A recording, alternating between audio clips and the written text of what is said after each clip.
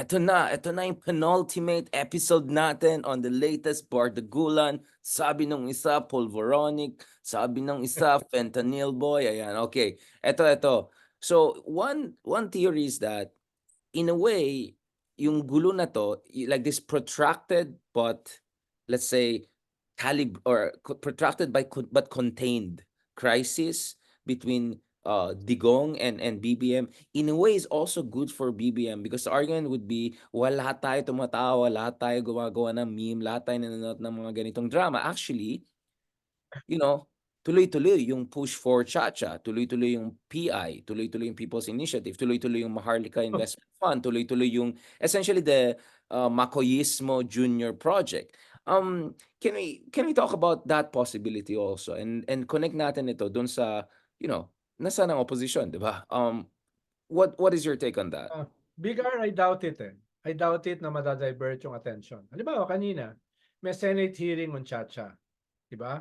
Nung rally sa Luneta, no, most of the senators weren't there, especially the leaders of the Senate. Wala yung Senate President, wala yung pro tem, wala yung majority floor leader, no? Ang nandun na mga senador, yung mga artista na may problema, no? Nandun si Jinggoy, no? Na meron pang bribery case, no? Nandun si Bong Revilla na nakasama ni Jinggoy makulong, no? Nandun si Lito Lapid, no? Kaya pero all the rest no show. No? Ibig sabihin, yung Chacha is still in the center kahit dito sa dynamics na ito, no? At yung pa rin yung laman ng mga news cycle. Kaya I doubt kung madadivert yung attention away from that, no? Ang problema ay parang hindi malinaw yung position ng presidente. Siya ba ay for PI or CONAS? Siya ba ay suportado yung House o yung Senate? No? Ang magiging problema kung hindi siya ganun ka-decisive, baka mawala sa kanya pareho. 'Di ba? Baka pareho sumama ang loob.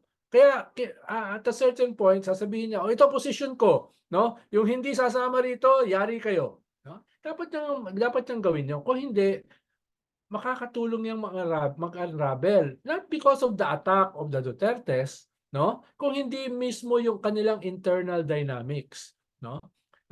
Sa loob ng kanyang official family. Yun yung delikado. Right. So what we're saying here is that the above the fray strategy, It not won't only it work has now. limitations, it could backfire at some point. Now you're gonna alienate both sides. Parang sa strategy yan, di ba? Kung you don't take US side, you don't take China side, naggumagamit ka sa kanilang dalawa, at some point they're both gonna dump you, right? I mean, Yes. this is what I say about ASEAN. At some point, ASEAN has to make a decision. Not making a choice is a choice in itself, and sometimes kung gawin niyo ng paratihan, hindi na kayo reliable to anyone, itatapon kayo, di ba? So what you're saying is the same thing also in domestic politics. If masyadong pa-safe, masyadong above the fray, habang gulo nangyari, first it shows that you're not a decisive president. Second, it shows that you may not be a reliable partner to any side. And at some point, he might lose the script. Diba? The thing can go totally unintended consequences also. So you're doubtful na there will be any kind of distraction because nakatutok talaga yung DDS camp dito sa mga PI issue, Chacha issue, and I'm sure anything goes wrong, corruption scandal or supposed corruption scandal, gagamitin na ito. But again, this where we are ending again where we always tend to end in our conversation, which is saan yung totoong opposition? Like ang dalawang, well, hindi naman ganun kalaki, but whatever, rally nangyari na at least in terms of media mileage, ang dami na akong media mileage ni Digong. But you would imagine na if there was also another parallel rally whereby essentially kind of like Trotsky, diba? Neither nor, neither peace nor war, neither Duterte nor Marcos, right? Whereby essentially tatlo yung position mo, no? Ayaw namin sa Chacha, gusto namin ng ICC, right? At ayaw namin sa destabilizers, right? So in a way, you find the perfect sweet spot between the Duterte camp and the Marcos camp. You encourage the Marcos camp to push ahead with ICC because you want accountability. At the same time, against ka sa destabilization against kay Marcos because you know that's not good for the country, especially sa gitna ng kaguluhan natin, kaguluhan sa bansa. But in a way, you're also siding anyway, but not siding, but on the same side as the DTS by going against a people's initiative or constitutional change, which could be weaponized or could actually open up a Pandora's box. Don't you think that should be the way forward na may clear stance yung Yeah. totoong opposition? This is a totoong opposition. We're neither for this camp nor for this camp.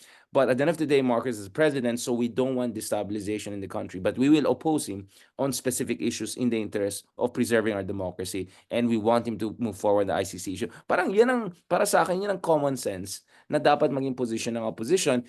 And leave the analysis and live FB to me and Ronald and Christian Esquera, whatever, okay? You guys have to go there and organize the rallies and all of that, bring people out. And nakita natin with the pink movement, hindi nila kailangan mag-ship in or bus in ng tao. You know, may natural middle class mobilized base talaga. Kung na-sustain sana, kaya nga dito tama pa rin siguro sinasabi natin na sana na-sustain sana yung na-mobilize nila na base nung panahon ng 2022 election. Nawala ka, Big R.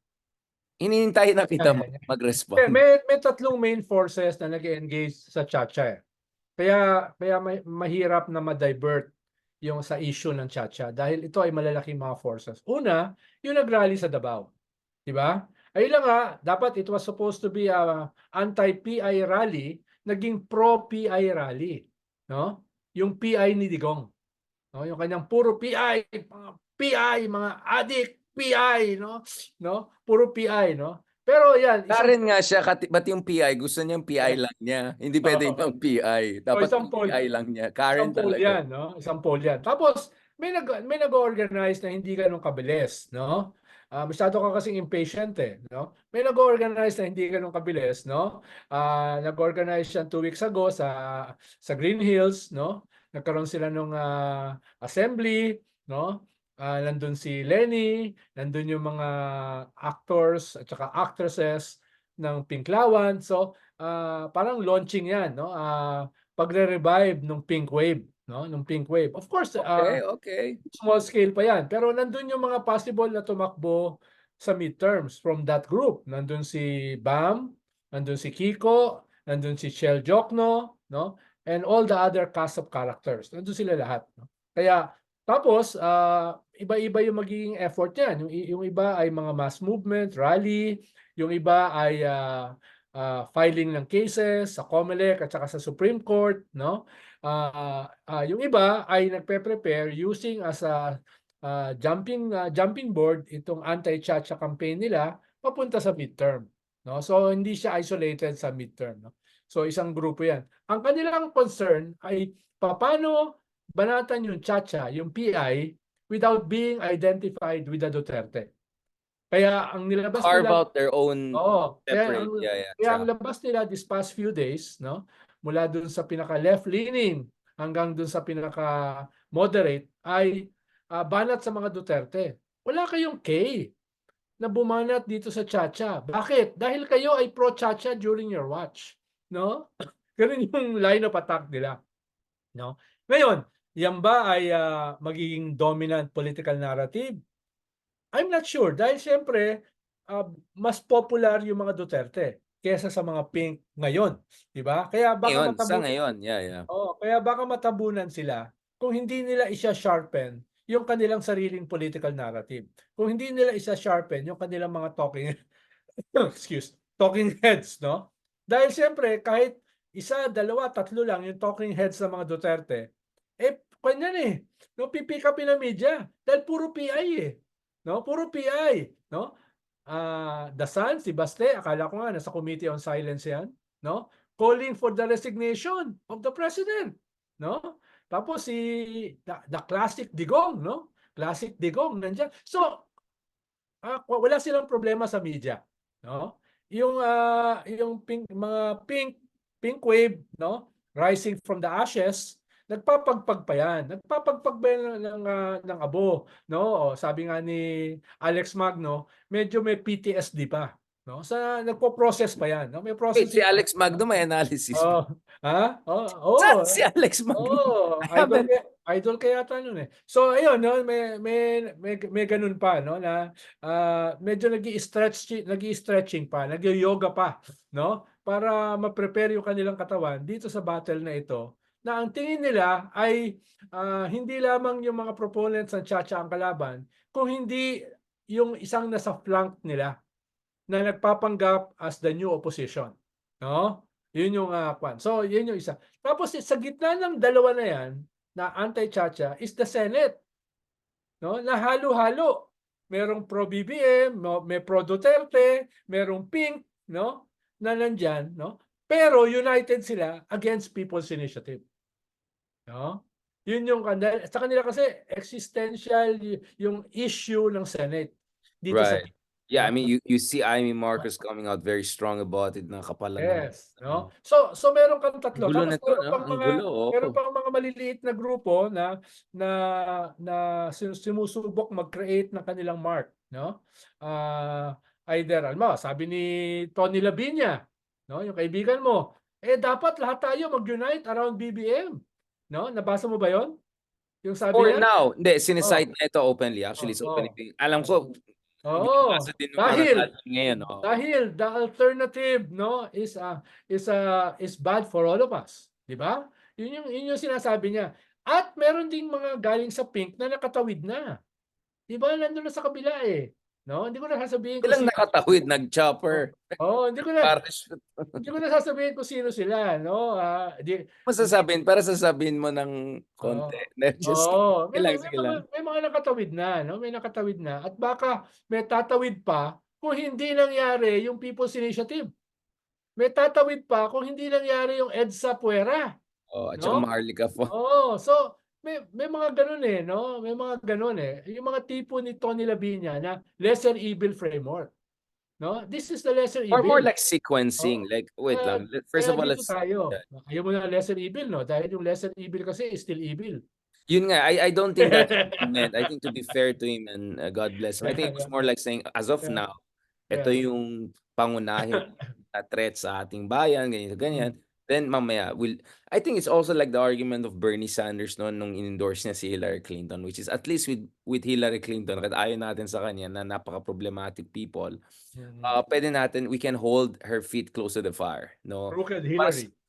I don't wanna say that, but you get what I'm saying. But if Trump wins, good luck, 'di ba? You cannot control the Oo, it's oo, oo. chaos. So siguro medyo ganyan din ang argument na pragmatic, sequential for now, and then we can work it from there. And, I think Bernie Sanders was correct, 'di ba? But so what you're saying here is that maybe we are underappreciating how the opposition is reconsolidating slowly, getting over the PTSD of multiple losses, not just last year, that they may just reconstitute on time to I don't know, I want to say a force to reckon with, but para may masabi rin kahit papaano sa 2025 and hopefully ahead of something more significant down the road. Meron Parang akong ganun yung narinig mensahe kanina mo. na kwan, ng atake, A Plague on Both Your Houses. Romeo and Juliet, napanood mo 'yun? Interesting. That's an 'Di ba? A Plague Shakespeare on 'yan, Both Your Houses, 'no? Romeo Shakespeare and 'yan. Juliet framework, 'no? May narinig ako na yun yung framework, 'no, mula diyan Interesting. sa grupo na 'yan, 'no? Ibig sabihin they're trying to create a third pole. 'No? It's going to be hard dahil galing ka sa pagkatalo tapos, merong ebb, merong lull at hindi gano'n kadali na umigpaw or tumalon mula do'n sa gano'ng klaseng, ebb, 'no? Kailangan mo munang na mag-exercise ng kaunti, 'no? To lift yourself up, 'di ba? Ah, Kaya 'yun, pero merong gano'ng klaseng framework.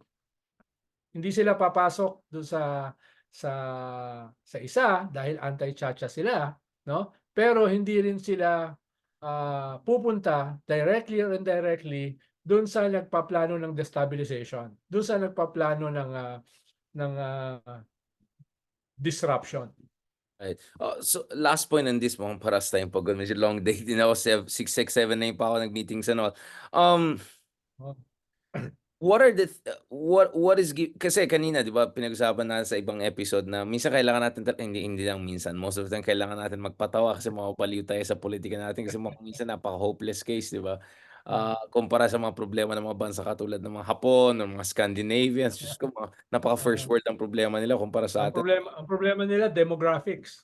Yeah, I mean, of course, but there's a solution to that, of course. Bring in Ronald Llamas to solve that for you. But Siyempre, Sir Parang Ronald. parang yung framework mo, Big R, Genghis Khan framework, Ayan na naman Spread your tayo. seeds, Diyos ko. no? Uy, never Ha? conquered by Mongolians sa Genghis mga yan, But Sir Genghis Khan. Ronald, bago mo na naman ako mapahamak, Diyos ko naman. Alam ko pagod ka kaya pahamak na naman tayo. Hindi, ako na yung bad cop, ikaw yung good cop. Ako yung Ikaw politically bad lang. incorrect. Ako Ako yung cop. politically incorrect, no? Ako yung Rogan, di ba? Ako yung Rogan, di ba? Ikaw yung Pati si Rogan takot na makancel eh. ikaw Nagsastory yung na John, kasi. ikaw yung John Stewart, no? Ayan tayo. Ayan tayo. Ito huli. What gives you hope about the opposition so far? I mean, I'm glad that real opposition figures like Tony Lavin are coming out and having a real talk like this. And I know he has the best of intention, and I kind of agree with him to a certain degree on certain issues. And I think he meant really good with that kind of brave, courageous, risky intervention. But what are the things that are really giving you a lot of hope ngayon pagdating sa Well, opposition, strong exactly opposition? dahil nga dun sa kwan. Exactly dahil sa nangyayari, no? Exactly. Because both sides are weakening each other. They're also weakening the country, no? But they're also weakening each other. At yung impact niyan sa bansa could also be a stimulus for a third pole, 'di ba? Dahil makikita ng mga tao, oh, yung unity wasak na. At hindi lang wasak, no? Mukhang magpapatayan, 'di ba? No? Baka hindi lang pwedeng manood ng ilabas lang ang popcorn. Or niya. Kinakailangan mag-participate tayo, Kailangan no? maglagay ng armor. Oo. Ikalawa, yung 90 billion na MOU, walang pumapasok. Dahil partly dahil sa away na ito, partly dahil sa ating comparative advantage. Uy, Bagsak nakita ko yung paborito mong sekretary may pinost na naman ng may bagong MOU na naman na 4 billion. Sabi ko, ayan So, tayo, so, Department of MOU talaga, oh, PTI. so kumpara dun sa 1.5 years, mas malaki yung opportunity ngayon, no? Mas malaki yung opportunity. At saka, medyo uplifting yung nangyari sa Lasal Green Hills. Na parang everybody was there, no? Pero Everybody was hindi ako inimbita. Oo. Ikaw medyo may mga sila may mga reservations sila sa iyo no? Talaga tama lang na may Oo, reservation doon sa talaga ako kwan. opposition, Pero wala rin ako ron Sa Ibig quiz lang. sabihin, Pero ibig ba feeling ko sabihin may dahil sa reservation akin ka sa akin? Hindi rin ako naimbita feeling ko dahil sa akin lalo hindi ka Oo. na inimbita ngayon. Gumuguho tuloy ang aking self-esteem. No? Baka hindi ako makatulog mamaya. Ayan tayo. Sakit nun, sakit nun. Okay, last thing, what are the thing na sa tingin mo still opposition should work on double time para hindi maging complacent naman, 'di ba? So, again, as always, 'di ba, ang policy natin is essentially life philosophy natin is don't Mm. be cynical, fight for what's right. Mm. Might not come tomorrow, but you have to fight for what's right because it might come at some point. It's the right thing to do. But at the same time, don't be also complacent. Wag lang mag-popcorn. So what are the areas where you think may pagkakulang talaga itong First is opposition? leadership. Dahil Yeah. yung mga Pinoy tumitingin pa rin sa leaders Halimbawa You kanina, need an anchor there, yeah. 26th anniversary ng Akbayan. Sino yung nandun? No? Nandun si Justice Carpio, nandun si Eta Rosales, nandun si Risa, nandun si Randy David, nandun si Edicio de la Torre, nandun si Laila de Lima, no? So, nandun sila, no?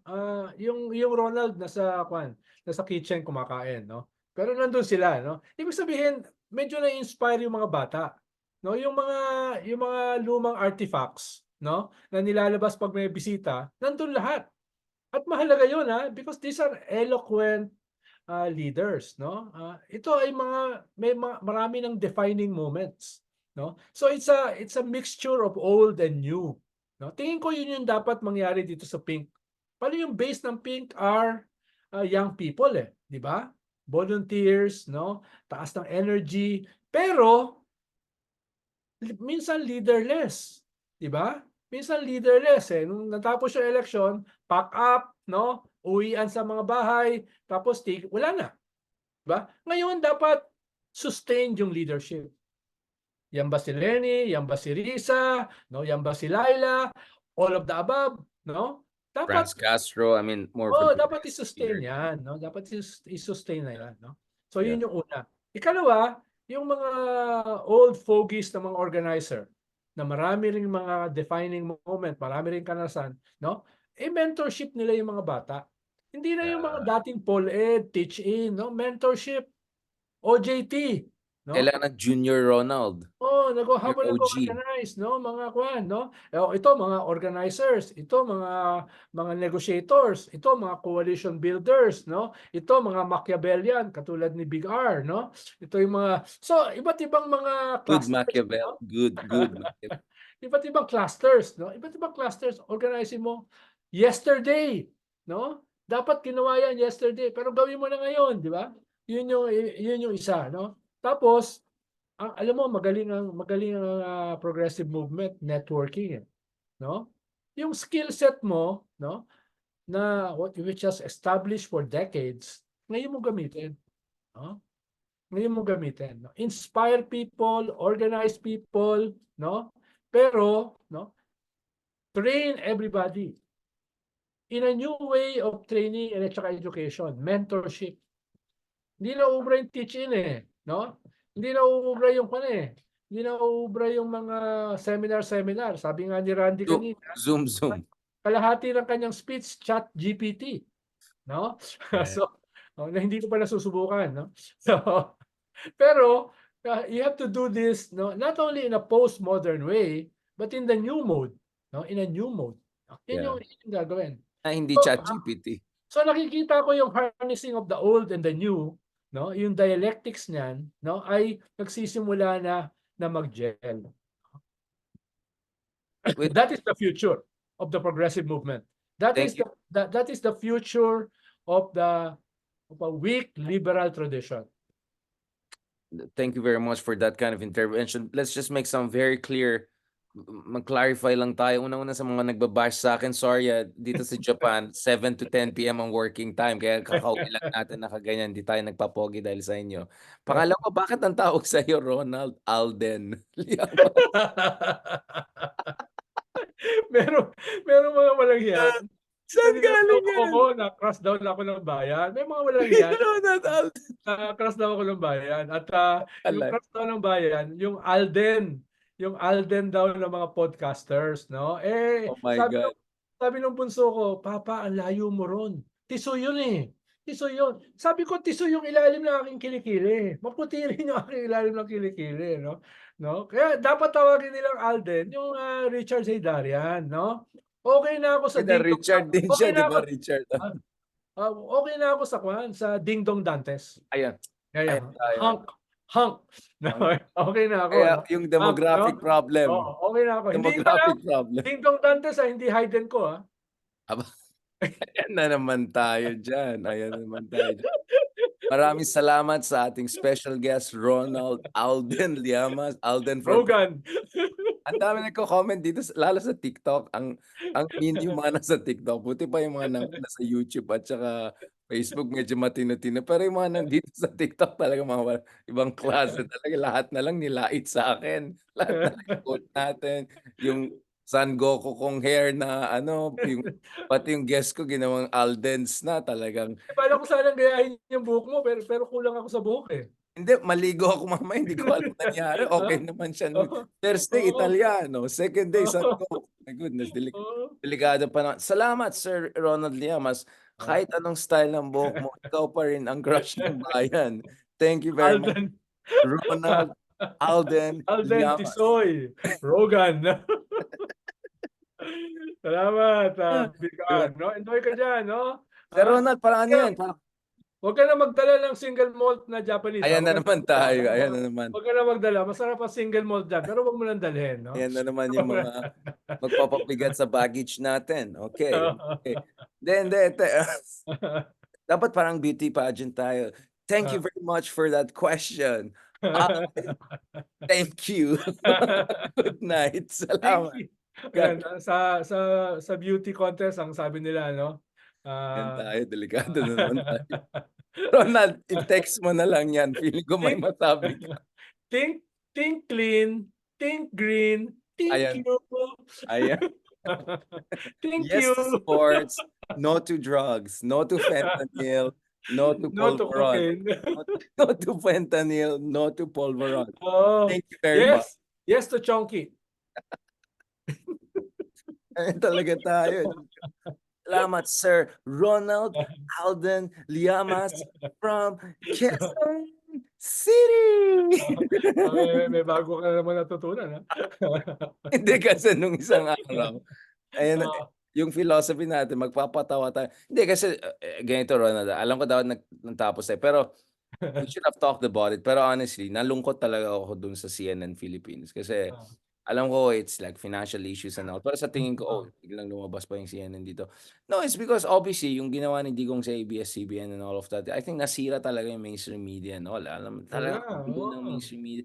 And parang Oo. nawala ng respeto ng tao sa journalism as a profession after Digong. Yes. 6 years siya Actually systematically. halos lahat ng broadcast media ngayon ay nalulugi, Yeah, I mean, halos lahat sila, I mean, given na yung social media is coming in, pero yung ginawa ni Digong din, grabe, it accelerated, especially after ABS-CBN falling apart. So, it's really sad. Kaya nga, para lang hindi ako malungkot o iiyak sa ano ko, ito na lang, nag-transition na lang ako.